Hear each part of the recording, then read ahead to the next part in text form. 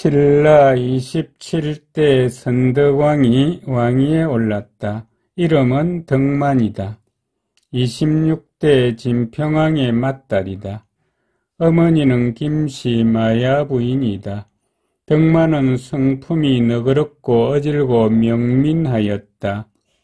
26대 진평왕이 죽었는데 아들이 없으므로 그 나라 사람이 덕만을 왕으로 세우고 성조 황고라는 이름을 올렸다. 진평왕 때에 당나라에서 가져온 모란꽃 그림과 꽃씨를 덕만에게 보였더니 덕만이 말하였다. 모란꽃은 비록 뛰어나게 아름답지만 반드시 향기가 없을 것이다. 진평왕이 웃으며 말하였다. 네가 그것을 어찌 아느냐? 덕만이 대답하였다. 꽃을 그렸으나 벌나비가 없으므로 그것을 알았다. 무릇 여자로 국색을 갖추고 있으면 남자가 따르고 꽃에 향기가 있으면 벌나비가 따르는 까닭이다. 이 꽃은 무척 아름다운데도 그림에 벌나비가 없으니 이것은 분명히 향기가 없는 꽃이다. 꽃씨를 심어보니 과연 말한 바와 같았다. 앞을 내다보는 식견이 이와 같았다. 632년 2월에 대신 을제로 하여금 나라 정치를 총괄하게 하였다. 632년 5월에 가뭄이 들어 6월이 되어서야 비가 내렸다. 632년 10월에 관리를 보내 나라 안에 호라비, 가부, 고아, 자식 없는 노인과 스스로 살아갈 수 없는 사람을 위문하고 구제하였다. 632년 12월에 당나라에 사신을 보내 예방하였다. 633년 1월에 몸소 신궁에 제사 지내고 사면하였다. 모든 주와 군의 1년 조세를 면제해 주었다. 633년 2월에 서울에 지진이 났다. 633년 7월에 당나라에 사신을 보내 예방하였다. 633년 8월에 백제가 서쪽 국경을 침략하였다. 634년 1월에 연호를 임평으로 고쳤다. 분황사가 완성되었다. 634년 3월에 우박 크기가 반만하였다. 635년에 당나라가 사신을 보내 부제를 가지고 선덕왕을 주국 낭낭궁공 신라왕으로 책봉하여 진평왕의 봉작을 잇게 하였다. 영묘사가 완성되었다. 635년 10월에 이찬 수풍과 용수를 보내 주와 현을 순행하며 위로하였다. 636년 1월에 이찬 수품을 상대 등으로 삼았다. 636년 3월에 선덕왕이 병들어 의학과 기도가 효과가 없으므로 황룡사에서 백고자를 열어 성녀를 모아 인왕경을 강의하고 도성 100명을 허락하였다. 636년 5월에 개구리가 궁궐 서쪽 옥문지에 많이 모였다. 선덕왕이 이를 듣고 척근에게 말하였다. 개구리의 성난 눈은 군사의 모습이다. 내가 일찍이 남서쪽 국경에 지명이 옥문곡이라는 곳이 있다고 들었는데 아마도 백제의 군사가 그 안에 몰래 들어온 것은 아닌가 의심스럽다. 이에 장군 알청과 필탄으로 하여금 군사를 거느리고 가서 찾아보게 하였다. 가연 백제 장군 우소가 독산성을 습격하려고 군사 500명을 거느리고 와서 옥문곡에 숨어 있었다. 알천이 습격하여 백제 군사를 다 죽였다. 자장법사가 물법을 구하러 당나라에 들어갔다. 637년 1월에 이찬사진을 서불한으로 삼았다. 637년 7월에 알천을 대장군으로 삼았다. 638년 3월에 칠중성 남쪽의 큰 돌이 저절로 35보를 옮겨갔다. 638년 9월에 노란 꽃비가 내렸다. 638년 10월에 고구려가 북쪽 국경의 칠중성을 침략하니 백성이 놀라 산골짜기로 들어갔다. 선덕왕이 대장군 알천에게 명하여 그들을 안심시켜 모여 살게 하였다. 638년 11월에 알천이 고구려 군사와 칠중성 밖에서 싸워 이겼는데 죽이고 사로잡은 사람이 매우 많았다. 639년 2월에 하슬라주를 북소경으로 삼고 사찬 진주에게 명하여 그곳을 지키게 하였다. 639년 7월에 동쪽 강물이 붉고 또 뜨거워 물고기와 자라가 죽었다. 640년 5월에 선덕왕이 자제를 당나라에 보내 국학에 입학시켜 주기를 청하였다. 이때 당나라 태종은 천하에 이름난 유학자를 많이 불러 모아 학관으로 삼고 자주 국자감에 들러 유학자들에게 강론하도록 하였다. 학생으로서 대경 가운데 하나 이상의 능통한 사람은 모두 관직을 주고 교실을 1200칸으로 증축하고 학생을 늘려 3260명을 채웠다. 이리하여 사방에서 학생이 서울에 구름처럼 모여들었다.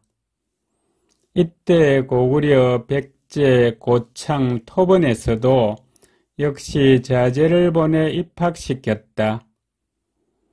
642년 1월에 당나라에 사신을 보내 예물을 바쳤다. 642년 7월에 백제 의자왕이 군사를 크게 일으켜 신라 서쪽 40여 성을 공격하여 빼앗았다. 642년 8월에 다시 고구려와 모의하여 당항성을 빼앗아 당나라로 가는 길을 끊으려 하였다. 선덕왕이 사신을 보내 당나라 태종에게 위급함을 고하였다. 642년 8월에 백제 장군 윤충이 군사를 거느리고 대야성을 공격하여 함락하였다. 도독 이찬 품석가, 사지 죽죽 용섭 등이 그곳에서 죽었다. 642년 겨울에 선덕왕이 장차 백제를 공격하여 대야성의 패배를 보복하고자 하였다. 이에 이찬 김춘추를 고구려에 보내 군사를 청하였다. 앞서 대야성이 패했을 때 도독 품석의 아내도 여기서 죽었다. 그는 김춘추의 딸이었다. 김춘추는 그것을 듣고 기둥에 기대어 서서 종일 깜빡이지 않고 사람이나 물건이 앞을 지나가도 알아보지 못하였다. 이었고 말하였다. 아, 대장부가 어찌 백제를 삼키지 못하겠는가? 곧 선덕왕에게 나아가 말하였다. 내가 고구려에 사신으로 가서 군사를 청하여 백제에 대한 원한을 갖기 원한다. 선덕왕이 허락하였다. 고구려 보장왕은 평소 김춘추의 명성을 들었다. 군사로 호의를 엄하게 한 뒤에 그를 만났다. 김춘추가 말하였다. 지금 백제는 무도하여 김뱅과 큰 돼지처럼 신라 영토를 침략하였다. 신라 선덕왕이 고구려의 군사를 얻어 그 치욕을 씻고자 저로 하여금 고구려 임금에게 명을 전하도록 하였다. 고구려 보장왕이 말하였다. 중령은 본디 고구려 땅이었다. 신라가 만약 중령 서북 땅을 돌려준다면 군사를 내보낼 수 있다. 김춘추가 대답하였다. 나는 선덕왕의 명을 받들어 군사를 빌리고자 하는데 보장왕은 한난을 구원하여 이웃과 잘 지낼 뜻이 없고 다만 사신을 위협하여 땅을 돌려줄 것을 요구하니 나는 죽음이 있을 뿐 다른 것은 알지 못한다. 고구려 보장왕은 그 말에 불손함에 썩내어 김춘추를 별관에 가두었다. 김춘추가 몰래 사람을 시켜 선덕왕에게 알렸다. 선덕왕은 대장군 김유신에게 명하여 결사대 1만 명을 거느리고 고구려로 가게 하였다. 김유신이 군사를 이끌고 한강을 건너 고구려 남쪽 국경에 들어가니 고구려 보장왕이 이를 듣고 김춘추를 놓아주어 돌려보냈다. 김유신을 암양주 군주로 삼았다. 643년 1월에 당나라에 사신을 보내 예물을 바쳤다. 643년 3월에 당나라에 들어가 불법을 구하던 고성 자장이 돌아왔다. 643년 9월에 당나라에 사신을 보내 태종에게 말하였다. 고구려와 백제가 신라를 침략하여 여러 차례 수십 개의 성을 공격하였다. 고구려와 백제가 군사를 연합하여 반드시 신라를 빼앗고자 643년 9월에 군사를 크게 일으키려고 한다. 신라의 사직은 반드시 보존될 수 없다. 상과 신하를 보내어 당나라의 운명을 맡기려 하니 군사를 빌려주어 구원해 주기를 바란다. 당나라 태종이 사신에게 말하였다. 나는 신라가 고구려와 백제에게 침략당하는 것이 참으로 슬프다. 자주 사신을 보내 고구려, 백제, 신라가 화친하도록 하였다.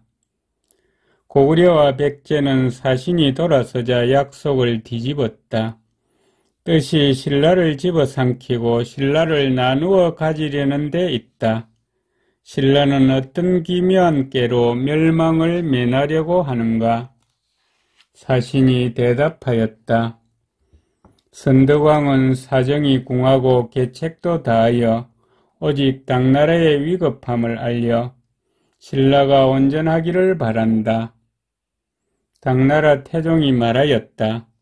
내가 국경의 군사를 조금 일으켜 거란과 말가를 거느리고 고구려로 곧장 쳐들어가면 신라의 위급함은 자연히 풀릴 것이다. 1년 정도는 포위가 느슨해질 것이다. 이후 군사를 계속해서 보내지 않을 것을 알면 도리어 함부로 침략할 것이다.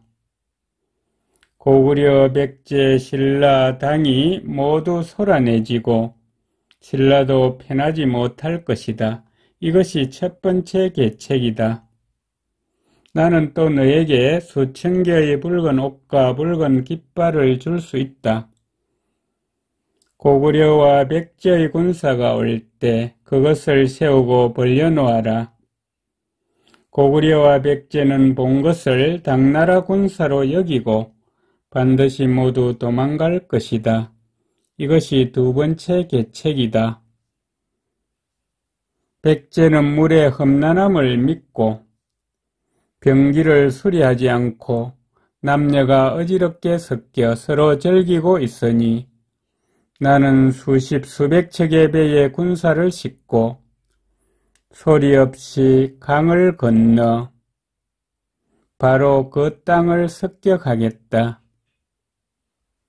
신라는 여자를 임금으로 삼아 이웃나라에게 업신여김을 당하고 주인이 없어 도적이 들끓고 있으니 편안한 해가 없다.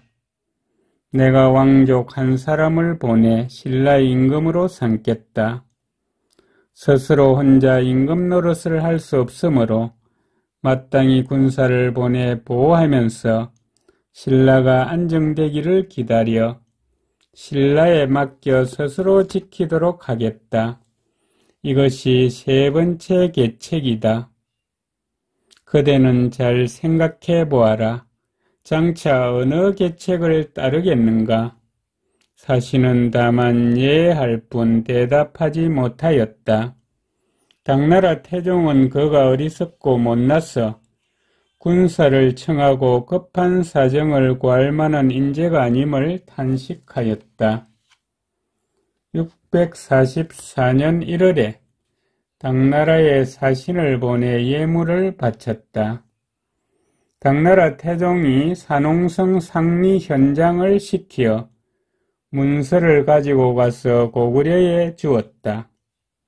신라는 국가의 운명을 맡기고 예방을 빠뜨리지 않으니 고구려와 백제는 마땅히 곧 군사를 거두어야 한다. 만약 다시 신라를 공격한다면 내년에 마땅히 군사를 내어 고구려를 칠 것이다. 영계소문이 당나라 현장에게 말하였다. 고구려와 신라는 원한이 이미 오래이다. 지난번에 수나라가 침략하였을 때 신라가 그 틈을 타서 고구려의 땅 500리를 빼앗고 성읍을 모두 차지하였으니 신라가 땅과 성을 돌려주지 않으면 이 전쟁은 그치지 않을 것이다. 당나라 현장이 말하였다. 이미 지나간 일을 어찌 따질 수 있겠는가? 영계소문은 끝내 따르지 않았다. 644년 9월에 선덕왕이 김유신을 대장군으로 삼아 군사를 거느리고 백제를 치게 하였다. 크게 이기고 7성을 빼앗았다. 645년 1월에 당나라에 사신을 보내 예물을 바쳤다. 김유신이 백제를 치고 돌아와 아직 선덕왕을 만나지 못하였는데 백제의 군사가 다시와 국경을 침략하였다. 선덕왕이 김유신에게 명하여 맡게 하였다. 집에 가보지도 못하고 정벌하러 가서 백제 군사를 격파하고 2000명의 목을 베었다. 645년 3월에 김유신이 돌아와 선덕왕에게 알리고 아직 집에 돌아가지 못하고 있었다. 백제가 또다시 침략했다는 급보가 왔다. 선덕왕은 일이 급함으로 김유신에게 말하였다. 나라의 존재와 멸망이 그대 한몸에 달렸으니 여러 노고를 꺼리지 말고 가서 대책을 도모하라. 김유신은 또다시 집에 돌아가지 못하고 밤낮으로 군사를 훈련하였다. 서쪽으로 행군하는 길에 집의 대문을 지나게 되었다. 온 집안 사람이 바라보며 눈물 지었다. 김유신은 돌아보지도 않고 떠나갔다. 645년 3월에 항룡사 탑을 만들었다. 이는 자장의 요청을 따른 것이다.